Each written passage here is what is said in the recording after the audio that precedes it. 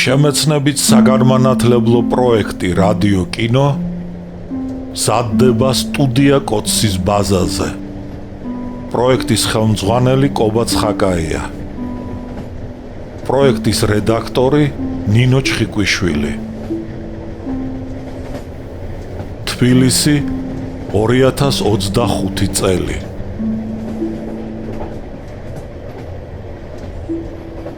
ალექსანდრე ქუთათელი, პირისპირ, რომანი 2 ტომად და 4 წიგნად.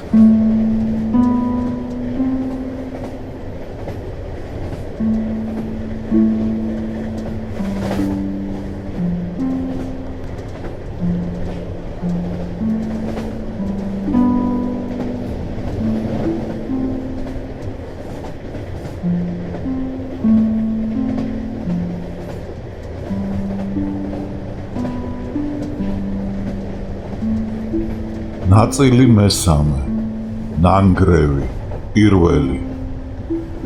აქ აღაშენა მეფემამ ბაგრატ ყოვლად წმინდასა ეკლესია მშვენიერი, გუმბათიანი, სრულიად სოფიის კენჭით შინაგან ქმნული და მარმარილოთა სპეტაკითა, წითლითა და ჭრელითა და სვეტებითა მისითავე და ყოველითა შემკობილობითა სრული და ფრიად დიდი. შემუსრეს ოსმალთა და წარიღეს სვეტნი მისნი და მარმარილონი სამცხეს. ვახუშტი. კორნელიმ და მიხამ ბნელ ვაგონში ზედა საწოლები დაიკავეს. თავქვეშ პატარა ჩემოდნები ამოიდეს და პალტოები წაიფარეს. მიხას მაშინვე დაეძინა. კორნელი კი ჭერს მიშტერებოდა. იგი ღია ფანჯარაში შემოჭრილი ქარის ხმაურსა და სტვენაზე გულში ჩახშულ აკვიატებულ მოტივს გლუკის ოპერის ორფეოსის არიას ჩუმად მღეროდა. ის სიმღერა მოთქმით ტირილს უფრო ჰგავდა. დამეკარგა ევრიკიდა, ვერ ვიხილავ მე მის თვალებს, ნეტა თურამ შეედრება ჩემს ჭირსა და სივალალეს. ღამე შეუმჩნევლად ილეოდა. ცამხრუბელი გადაიყარა და ცისკრის ვარსკვლავმა ფანჯრის მინას ისე მიაშუქა, თითქოს ხივი ალმასით ჭრისო. კორნელიმ ერთბაშად შეწყვიტა სიმღერა. სიცივე იგრძნო. ტანში გააჟრჟოლა და დარწმუნდა, რომ ნინოსთან ერთად სამუდამოდ ჰკარგავდა ყველაფერს, რაც წინათ მისთვის წმინდა და სათაყვანო იყო.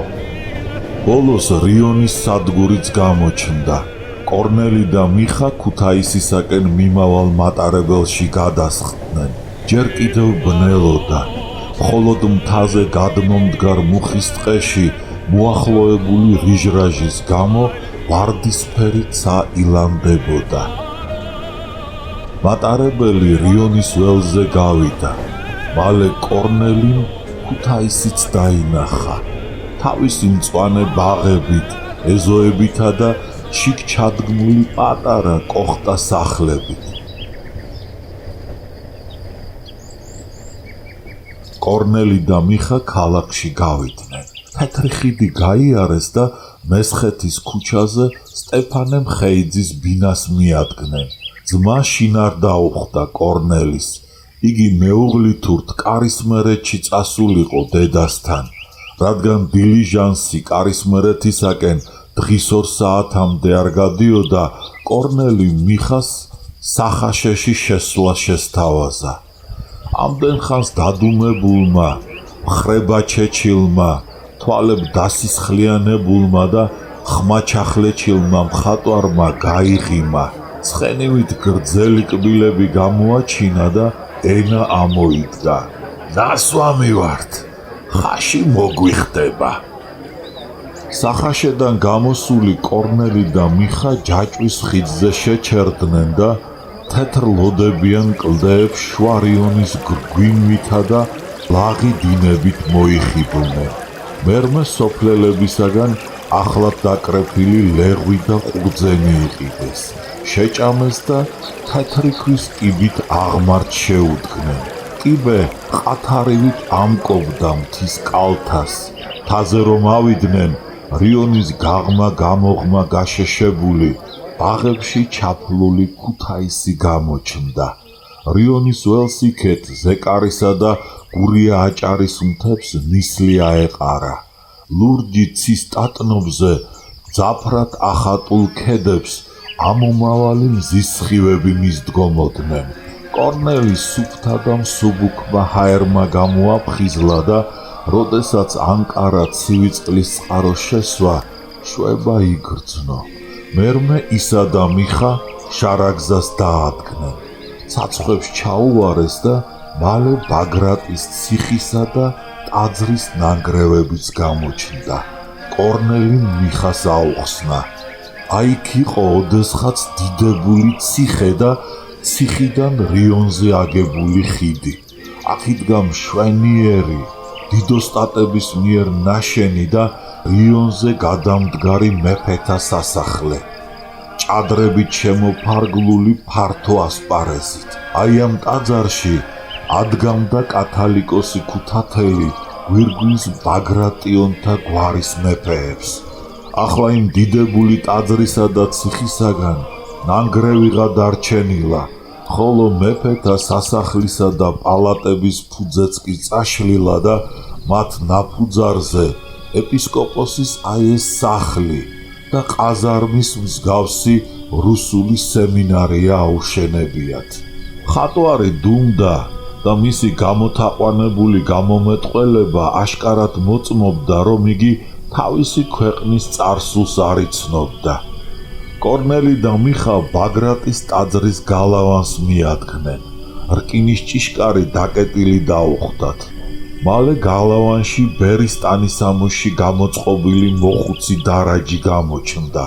უზარმაზარი გასაღებით ჭიშკარი გააღო და სტუმრები გალავანში შეუშვა.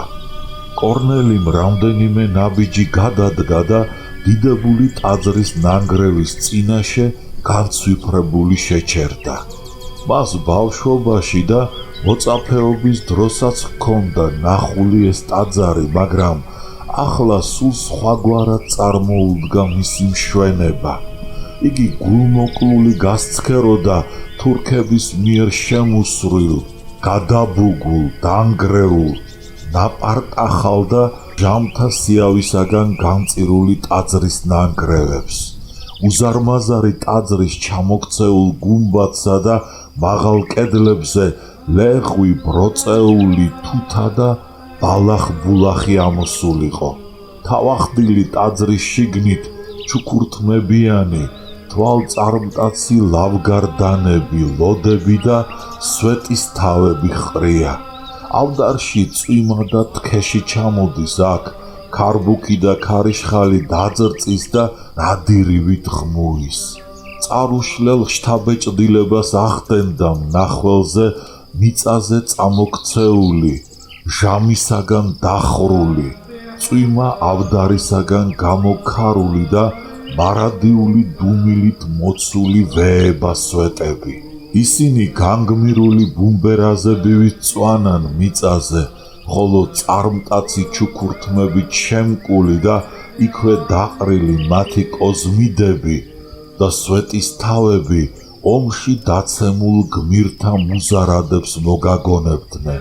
ფეხზე დარჩენილი სვეტები კი თავის უსასრულო ტანჯვასა და წამებაზე მეტყველებენ, თუმცა მათ არაფერი სიმძიმე აღარ აწვება, არც გუმბათი და არც კამარა, მაგრამ მაინც იდუმალი შრომით იტანჯებიან ისინი. თითქოს ოფლიც კი ჩამოსდით ტანზე. რა აწუხებთ და რა ტანჯავთ ამ გაუქმებულ და სიმძიმისაგანაც სამუდამოდ განთავისუფლებულ სვეტებს. მათ აწვება გამოუთქმელი წუხილი სიმძიმე. ამიერიდან რომ ვერ ზიდავენ თავის ძალოვანი მხრებით დიდებული ტაძრის მშვენიერებას, განა ამ ტანჯვას რაიმე შეედრება? ცისკენ ატოტებული ხელებით დგანან გაუქმებული სვეტები, თითქოს ცას ევედრებიან. თავს დაგვატეხე ქარიშხალი, ელვა და მეხიო. ასეთი აზრი ამოიკითხა კორნელიმ მათ გაქვავებულ დუმილში. მან ბაგრატ მესამის მიერ აგებულ შესანიშნავ ტაძარს სასოებით გარშემო უარა, მსგავსად მომლოცველისა და როცა გელათის მხრიდან ამოსულმა მზემ ფიქრში წასულსა და ჟამთა სიავისაგან დანგრეულ, ყვითლად და სპილენძისფრად შეღებილ ბუმბერას შენობას პირველი სხივები მიაშუქა, კლდეში გამოჭრილი უზარმაზარი ლოდებითა და ჯავარიანი გათლილი ქვებით ნაგები და ჩუქურთმებით შემკული ძველი ტაძარი ისე წარმკაცად გამოჩნდა მთაზე, გეგონებოდა იგი მშვენიერი ქუთაისის ნაზი აისისა და მზის ოქროსფერის სხივებისაგან არის შეთხზულიო. კორნელი დადუმებული და გამციფრებული იდგა დიდებული ტაძრის წინ და ნათლად წდებოდა წინაპართა დიად სულს, რომელიც მათ წარმტაც ქმნილებაში აღბეჭდილიყო. უეცრად მას მოეჩვენა თითქო წამოდგნენ ვეება-სვეტები, თითქო აღდგნენ მაღალი კედლები, კამარები და ბჭენი, აღდგა სოფიის კენჭებით, შიგნით სრულიად მოოჭვილი, წითელი და ჭრელი მარმარილოს პეტაქვით შემკული ბუმბერაზი ტაძარი და მის სვეტებსა და კამარებს სადაწვდილი ვარვარა გუმბათი თავს დაედგაო. მერმე საკმევლის სუნი ეცა კორნელის. ტაძარი კანდელებით და კელაპტრებით გაბრწყინდა. ჩუქურთმიანი ნიშნები და სარკმელები აელვარდნენ. დიდხანს არ იყო კორნელი გართული იმ წარმტაცის სურათის ჭვრეტით. მაშინვე ოსტატები დაინახა, ისინი ხარაჩოებზე ავიდნენ და თავისი ხელსაწყოებითა და დუღაბით ბუმბერაზი ტაძრის ჩამონგრეული კედლის შეკეთებას შეუდგნენ. ტაძარს ხის ჩრდილი მიადგა და დანგრევები ისევ გულის მომკვლელ შთაბეჭდილებას ახდენდა. ბუმბერაზივით მიწაზე გართხმული და დადუმებული სვეტების გვერდით ხის ქვეშ მწვანე მოლზე კორნელიმ პალტო დააფინა და ზედ წამოწვა. მკვდარი შენობის ნანგრევებმა თავისი დამსხრეული სიყვარული მოაგონა. გუნება გაუცუდდა. ისევ საშინელი სიცარიელე სიმარტოვე იგრძნო და მწარე ფიქრმა გაიტაცა. ანგარებითა და უგულობით აღსავსე ხალხი რას დაგიდევს მაღალ სიყვარულს და მიჯნურთა ბედნიერებას, უმაღლეს სილამაზემდე მისულ სიყვარულს, ბოლომდე რომ ვერ შევინარჩუნებდი და იგი შურით, ბოროტებით, უგნურობითა და უაზრო შემთხვევითობით ახსავსე ამ ქვეყნიური სინამდვილის მიერ რომ უთუოდ დაიმსხრეოდა, ადრე უნდა მცოდნოდა. მცდარად და ავად ფიქრობდა ახლა კორნელი და უმალვე მიხვდა სატრფოს დაკარგვასთან ერთად მის სულსა და გულში რომ ყველაფერი ინგრევოდა და სიხარულითა და შინაარსით ახსავსე მისი წინანდელი ცხოვრება თავდებოდა. დაიწვა ახლა ბაგრატის ტაძრის ნანგრევებთან, ყველასაგან მიტოვებული, დევნილი, სინდისის ქენჯნით შეძრწუნებული, ურწმუნო, უნდო და სულით ობოლი კაცი. დანგრეული ტაძრის კედელთან აღმართული ხარაჩოები სახრჩობელად ეშაფოტად ეჩვენა, რომელზედაც ის უნდა აეყვანათ და ჯალაც თავი მოეკვეთა. მალე კორნელის მკვდარივით ჩაეძინა. მიხაკი კიდევ დიდხანს დაეხეტებოდა ტაძრის ნანგრევებთა შორის. იგი ლოთთან, სვეტთან, ხან სვეტის თავთან მიდიოდა, სათვალეს ისწორებდა და გაოცებული აკვირდებოდა ქვაზე ნაოსტატევ, შვენიერ და სახიერ ჩუქურთმებს, დედამიწის ნაყოფიერების გამომხატველ ყურძნის მტევნებს, ვაზის დაწმულ ჩახლართულ ლერწებს, ქვაზე ამოტვიფრულ ატოტებულ ლომებს, უცნაურ ფრინველებს, ქორბუდა ირმებს, ცხვარსა და კრავს. კორნელის ერდბაშად გამოეღვიძა, მზე მაღლა იდგა და საშინლად აცხუნებდა, შვა დღე იყო. თავისი ცხოვრების ყველაზე მნიშვნელოვან და სახიფათო წუთებში კორნელი ხშირად მომავალი უბედურების მანიშნებელ და ამხსნელ სიზმარს ნახავდა ხოლმე. ან ისე ერდბაშად გაიღვიძებდა, თითქო ძილი დამფრთხალი ფრინველივით გაუფრინდა და ამას წინათ არც კი სძინებიაო. მაშინ მისი გონება და თვალი, რომელიც მანამდე ჩლუნგი და ბეცი იყო, ახლა ნათელი, ბასრი და შორსმჭვრეტელი ხდებოდა. გეგონებოდათ მისმა მფარველმა ანგელოზმა ხელი შეახო და გამოაღვიძაო. ასეთ წუთებში იგი რთულ მოვლენებში ერკვეოდა, ყოველ წვრილმანსაც ამჩნევდა საღაც წონი და ყველაფერს და ტრის მიერ დაგებული ხაფანგისა და მომავალი უბედურებისაგან თავდასაღწევ საშუალებას აგნებდა. საჭირო გესსა და გადაწყვეტილებას ღებულობდა. ახლაც ერდბაშად გამოეღვიძა და იქვე მის გვერდით ძინარ მიხას გადახედა.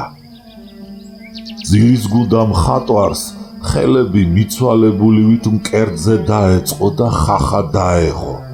მზე მოსდებოდა და სახეზე ოფლი ჩამოსდიოდა.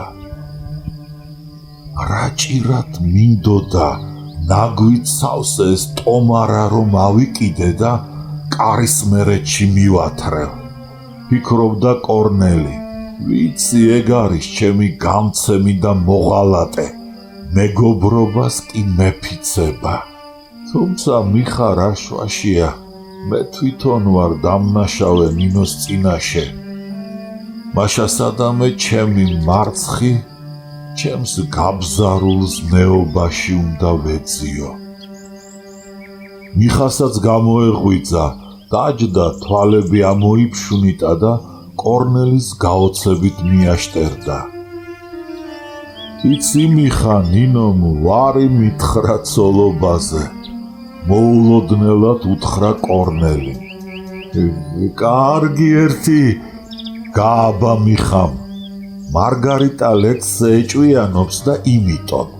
ნინო ისეთი ქალი როდი გახლავს, მხოლოდ მაგის გამო რომ ვარი ეთქვა ცოლობაზე. არა, ეგ არ არის მთავარი მიზეზი. მაშ ჩემი პოლიტიკური მრწამსი და ზნეობრივი ჩემი მერყეობა. ესეც არის. დაე ასე იყოს. ჩემი რომანი დასრულდა. მე ახალ ბრძოლით სავსე ცხოვრებას ვიწყებ. მე იმ ბრძოლაში ვებმები, რომელიც ესტატე მაყაშვილთან მსგავს ფილისტერულ ბუდეებს დაანგრევს. შეგიძლია გადასცე ყოველივე ეს მაყაშვილებს. რად უნდა გადავცე? მაყაშვილები მეც მეზიზღება.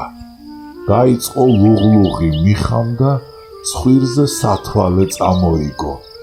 მზით განათებული დანგრეული ტაძარი კვლავ მდუმარედ იდგა. მხოლოდ ხანდახან გაისმოდა მის კედლებთან ხარაჩოებზე მდგარი კალატოზების ძახილი და ჩაქუჩის ცემა.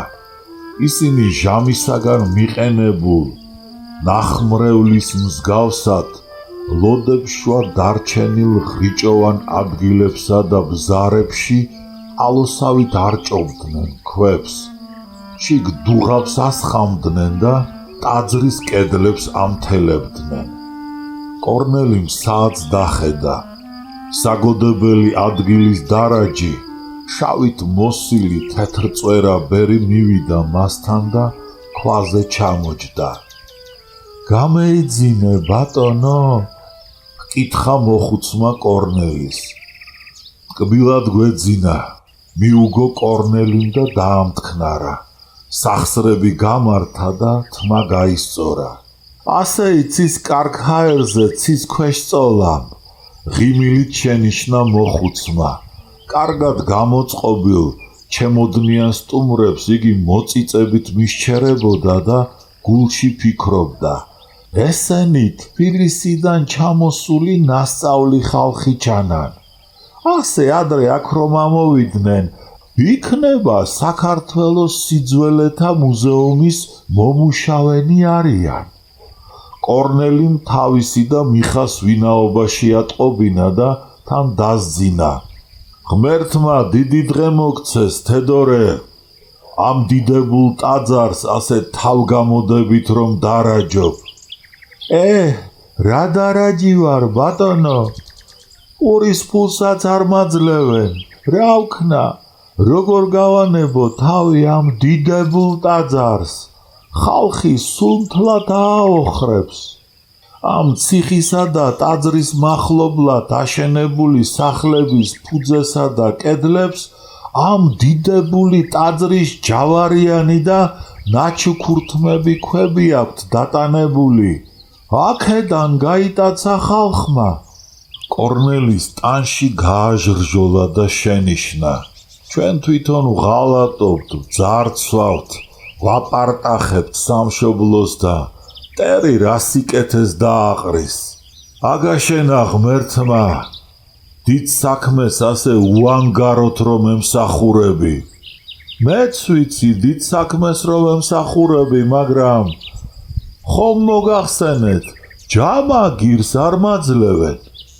მიუგო ჯერ კიდევ ჯანიანმა, სუქანმა და თეთრწვერა კაცმა. ცბიერად გაიღიმა და დასძინა. თქვენისთანა ნასწავლი ხალხი ხანდახან აქ რომ არ ამოდიოდეს და ცოტა საჩუქარს არ მაძლევდეს, შიმშილით სული გამძვრება. ვიზღა ახსოვს ახლა ხატი და ჯვარი. ააშენა ღმერთმა ქუთაისის მუზეუმის დირექტორი. ამ ტაძრის შეკეთება დაიწყო, თორემ კედლები სუმთლად დაინგრეოდა და ლოდებს ხალხი გაიტაცებდა. ღმერთმა აცხონოს გაბრიელ ეპისკოპოსის სული. სანამ იგი ცოცხალი იყო, ამ ეკლესიას და ციხეს თვალის ჩინივით უფრთხილდებოდა. იგი მეტად განათლებული, ჭეშმარიტად ღვთისმორწმუნე კაცი და ნამდვილი წმინდანი იყო. მე მისი ეპისკოპოსობის დროს სწავლობდი სემინარიაში. თეოდორე მოჰყვა გაბრიელ ეპისკოპოსის მწიგნობრობაზე, კაცობაზე, სიქველეზე, ზნეობაზე და წმინდანობაზე საუბარს და ბოლოს დასძინა. მეც ნამდვილი ადამიანი მინდოდა გამოვსულიყავი, კეთილი, მორწმუნე და ქრისტეს რჯულის მღაღადებელი. ჯერ იყო და მთავარანგელოზის ეკლესიის დიაკვნად ვიყავი ქუთაისში. მერმე ათონში ბერად აღვიკვეცე. მაგრამ ვინ გაცალა? ახალი თაობის ხალხმა ქვეყანა, არია, ხატი და ჯვარი დაივიწყა, ეკლესია და მონასტრები გააუქმა და ახლა აგერ 2 წელი იქნება, რაც ამ დიდებული ტაძრის უბრალოდ დარაჯი ვარ. წამს დიდხანს არ გაგრძელდება ასე. ისევ მოვა ხალხი ჭკუაზე, მამა პაპის კვალს არ დააგდებს. ისევ ძველ გზას დაადგება და ქრისტეს მცნებასა და ჯვარს დაუბრუნდება. არა, არ იქნება ესე. საღვთო წერილის ენით მიუგო კორნელიმ. ძველი ცხოვრება ვეღარ აღდგება ისე როგორც ეს დიდებული, დანგრეული ტაძარი. მოკვდა ის ძველი დრო, ჩემო თედორე. ვეღარსად ნახავ ახლა ქრისტეს მცნების ჭეშმარიტ მიმდევართ და მისი მოძღვრების მღაღადებელთ. იმათ ნაცვლად კარგა ხანია, რაც მატყუარნი, ხალხის მყვლეფელნი, ფარისეველნი, მანკიერნი და კაცთ მოძულენი მომრავლდნენ. ამ ტაძარმა წმინდად მოიხადა თავისი ვალი ქვეყნის წინაშე. მას შემდეგ ქვეყანა გამოიცვალა და მოდის ახლა ძველი თაობის შემცვლელი, თავისუფლების მოყვარული ახალი თაობა. იგი შექმნის ჭეშმარიტი თავისუფლების ტაძარს. გამოიცვლება მალე ჩვენი სამშობლო, ჩვენი ქუთაისიც, რომელიც სოფელსა და დაბას უფრო ჰგავს ახლა ვიდრე ნამდვილ ქალაქს. იგი წალკოტად იქცევა ბაღებით, ფართო ქუჩებით, სასახლეებით და ქარხნებით დამშვენებული და წმინდად შეინახავს ამ დიდებული ტაძრის ხსოვნასაც. თედორე ორჭოფად იღიმებოდა და შეეჭვების ნიშნად თავს აკანტურებდა. მიუხედავად ამისა, როდესაც კორნელი და მიხა წასასვლელად მოემზადნენ, იგი საჩუქრის მოლოდინში კორნელის ხელებში შესცქეროდა და თავის სიტიტულეზე, შიმშილსა და გაჭირვებაზე წუწუნით თავს აცოდებდა. კორნელიმ გულის ჯიბიდან ქაღალდის ფული ამოიღო და მისცა. ბერმა კი არ გამოართვა, გამოსტაცა. კინაღამ ხელები დაუკოცნა, საეპისკოპოსო სახლამდე მიაცილა, გზა დაულოცა და ლოცვა კურთხევით გაისტუმრა.